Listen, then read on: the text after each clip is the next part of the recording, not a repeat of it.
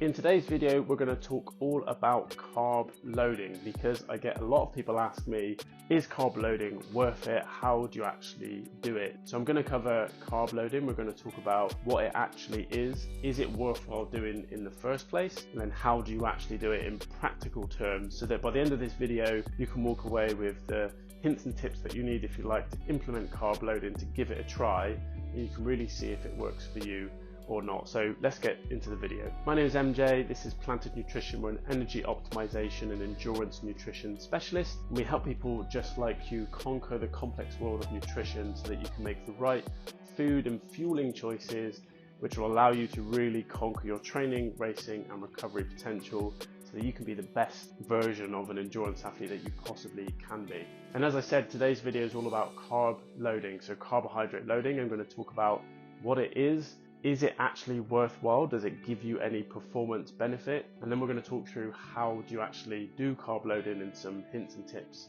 in that regard. So hopefully by the end of this video, you can walk away thinking, I know what carb loading is, got an idea of why it might improve my performance, but more importantly, you've got some practical applications of how you might try carb loading in an up-and-coming race. Now, first of all, let's talk a bit about what carb loading actually is. So carb loading is a little bit like what it says on the tin. It's increasing the amount of carbohydrates that you consume in the 3 to 5 days before a race. And the reason why we do carb loading is because by increasing the amount of carbs that you consume ahead of a race, what it will do is increase the storage of glucose in the muscle tissues, increase the storage of glycogen in the liver. And what that's going to do come race day is it's going to slightly increase your performance, but also what it's going to do is slightly delay the fatigue that you're going to experience when you get towards the end of a race. So put simply, carb loading is just boosting the amount of carbohydrates that you eat in the build up to a race, because the idea is that it increases the stores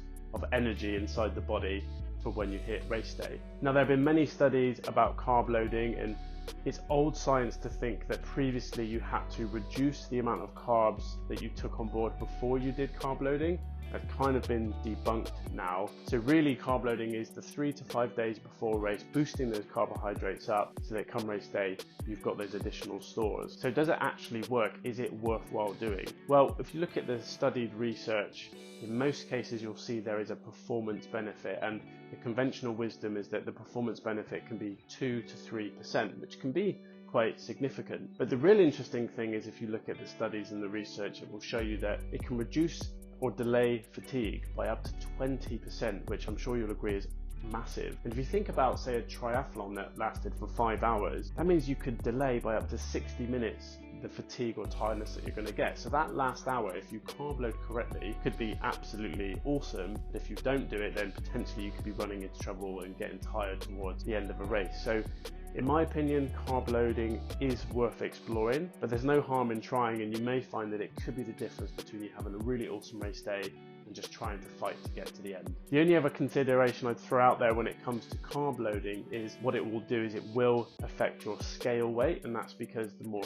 carbs that you consume, the more water you're going to hold on to in your cells, and that means that scale weight could slightly go up. It's not an issue, I would say, in almost all cases, but if you're particularly conscious of your race day weight, it's just something for you to bear in mind and factor in when it comes to planning your pre-race nutrition. How many carbohydrates do you need when it comes to your carb loading? So let's assume you're going to do it for 4 days ahead of a race. You might have a race on Sunday, so you might want to carb load on Wednesday, Thursday, Friday and Saturday. Well, we're going to look at the amount of grams of carbohydrates per kilogram of body weight. And what you'll find if you look at the literature, if you're boring like me and read the science, is that there is a variation when it comes to how many grams per kilogram of body weight. Now, typically when you're at a training period for an endurance race or you're doing endurance training, you're going to be consuming anywhere from 5 to 7 grams of carbohydrates per kilogram of body weight when you're doing those big training weeks. So I would recommend for carb loading, you want to go up to around about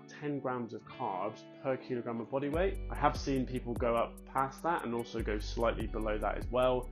Again, it's one of those things that you're going to want to test and see what works for you. But in the 4 days before, you want to be aiming for, say, 10 grams of carbs per kilogram of body weight. How do you get to those massive numbers when it comes to the carb loading cycle. Well, I've got a couple of tips that I want you to take away. So the first one of those, as I've sort of already mentioned, is as you go through the carb loading week, you want to convert from your whole form carbohydrates to the more refined carbohydrates. And that's because as you get closer to race day, you want to just manage the fiber intake and reduce the risk of digestive upset, which can come from having loads and loads of fiber. So typically what I look at is about a 50-50 split between whole form carbohydrates and refined carbohydrates at the start of the carb loading cycle. And as we move towards race day, we're going to be getting down towards a 80-20 split, 80% on the refined side and then 20% still maintaining some whole form carbohydrates and some fiber. The second tip I've got for you is look at the portion sizes when it comes to your breakfast, lunch and dinner. And yes, that's going to mean that you're going to want to increase those portion sizes. So for example, if you have overnight oats like I do most days for breakfast, and you say have 80 grams of oats, add in another 50 grams of oats into that overnight oats bowl, because that's going to boost the amount of carbohydrates that you have. Equally, if you have a pasta dish for dinner, you can add another 50 grams of pasta in there. You can also add in some additional vegetables as well. So look at your breakfast, lunch and dinner, and yes, it's going to mean those meals are going to be slightly bigger and you're going to have bigger portion sizes, but with a little bit of craftsmanship you can get in 200 extra grams of carbohydrates fairly easily when it comes to your breakfast, lunch and dinner. Another strategy I've seen athletes deploy, and I've done it a couple of times myself, is try and work some energy into your fluid intake throughout the day. So a good example of that would be to make a homemade energy drink. So have your water, your fruit juice from concentrate, and just add a bit of sugar into that fluid, and that's going to really give you another 30 to 40 grams of sugar and carbohydrates per 750 mils of fluid that you take in. So if you did that 2 or 3 times a day and you did 40 grams a time, that's another 120 grams of carbs in your fluid. And some other things I recommend you consider are fruits that are relatively low in fiber but high-ish in carbohydrates. So things like peaches, plums, watermelon, they don't have that much fiber in them, but they're packed full of carbohydrates, but also they're really nutritious as well. So they're a healthy food. They're going to be giving you lots of health benefits alongside that additional boost of carbs that you're looking for. Another tip that I've got for you is to think about snacks through the day. So I would typically go for 2 or 3 snacks throughout the day and try to hit 70 to 100 grams of carbohydrates in each snack. And I would make those snacks mainly carbohydrates based, and yes, you can have the refined carbohydrates in those snacks. Add in a little bit of protein, so for example have a white bagel with a bit of peanut butter, because that's going to help manage the spikes in blood sugars that's going to come from having those additional carbohydrates. So a white bagel with a tablespoon of peanut butter or almond butter is going to be a perfect way of boosting those carbohydrates significantly and allowing you to get to those numbers as well. So carb loading, why don't you give it a try and see if it works for you? And if you have any questions about carb loading, put them in the comment section below and I'll be happy to have a look at them and come back to you. Now, as I said, we're an energy optimization and endurance nutrition specialist. This is what we do.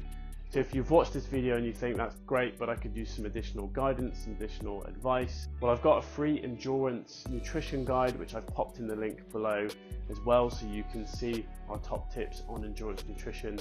But if you're looking for that additional support, I've also put the link to my website below as well, and I'd be happy to hear from you to see what potentially we could do to help you further when it comes to your endurance journey and how can you crack the complex nature of nutrition and really set you up for success. So with that being said, thanks for watching this video. Please like, please subscribe, and I'll see you at the next one.